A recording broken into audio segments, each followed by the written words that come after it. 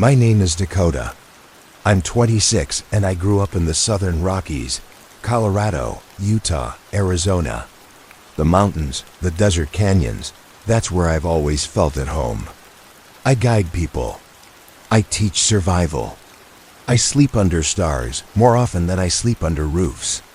So when I tell you what happened, know this. I know the land, I know how animals act, and I know danger when it looks like danger. Last Friday, I decided to steal a day for myself. No maps, no crowds, just me, my gear, and Bear, my German shepherd. I packed carefully, told a couple people where I'd gone, and drove until the road dissolved into dust and red rock. After 5 hours of crawling down washouts and single-lane tracks, the canyon finally opened like a throat. We stashed the four-wheeler and shouldered our packs.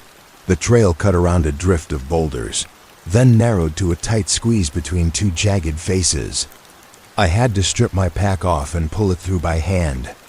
The stone bit my ribs and scraped my back. Bear slipped through without bother and sat on the other side like we had all the time in the world. When I wriggled free and looked up, my mouth went dry. Every rock wall around that bowl was painted and carved, ancient. Hands had stood here and left images in pigment and pecked stone. Some marks I recognized from other indigenous sites, but others were unfamiliar. Spirals, lines, and a large, frightening panel near the cave mouth. It showed a tall, two-legged figure with a long, narrow body, antlers like a stag, and a head that sat somewhere between man and animal. The image burned into my mind. I told myself I'd come back with a camera in the morning. For the moment, curiosity pulled me onward. A few hundred yards below the carving, the trail opened onto a dark cave mouth I hadn't noticed from above. At first I thought it would be perfect, a sheltered place to camp, a protected fire in case of wind. I eased my flashlight inside and stopped. The floor dropped away into black, so deep my beam couldn't reach the bottom. I made a mental note to explore by daylight and set my camp just outside the entrance. I fed Bear, started a small fire with kindling from scrub, ate a quick dinner, and put my sleeping bag out with the fire to one side. The sky pinched between cliff rims and the stars came through like pinholes. For a long while, the whole place felt exactly how it should.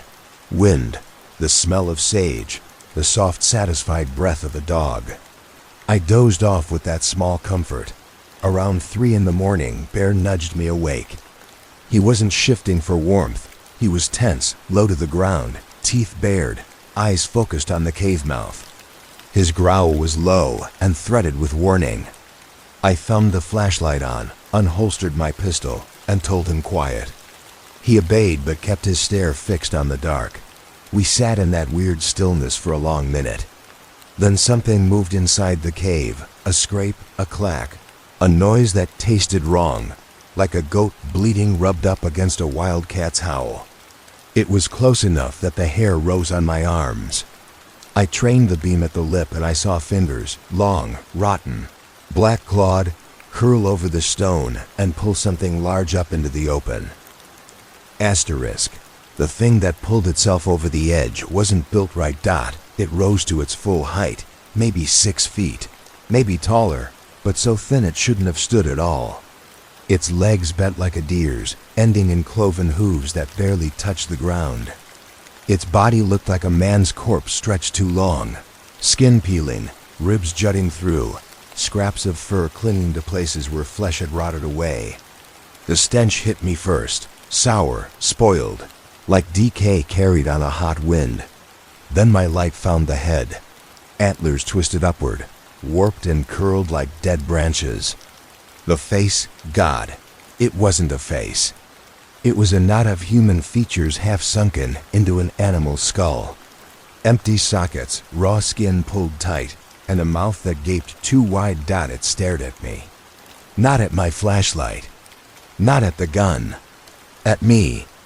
And then it spoke. The sound was broken, like a goat's bleat tangled with a cat's yowl, but it shaped words, clumsy, mangled. Me, help.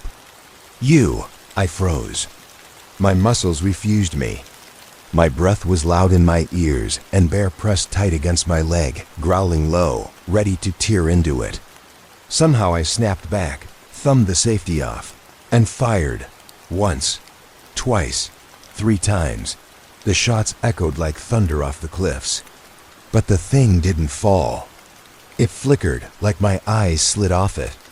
One moment in front of me, the next half a step to the side, twitching closer. Its claws scraped the stone. Its jaws opened wider, and that horrible voice croaked again.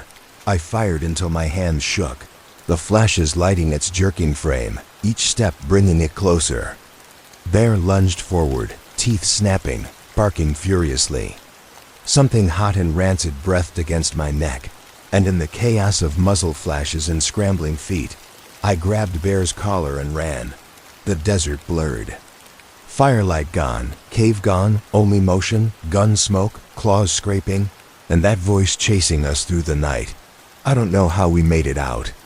My last memory is Bear pulling hard, me stumbling, the roar of the engine when somehow I got the four-wheeler started. Sunlight cracked the horizon, and then nothing. When I came to, we were back at the shack, uninjured, but never the same. Now I can't sleep. I keep hearing the scrape, the bleat howl voice. I needed to tell someone, anyone.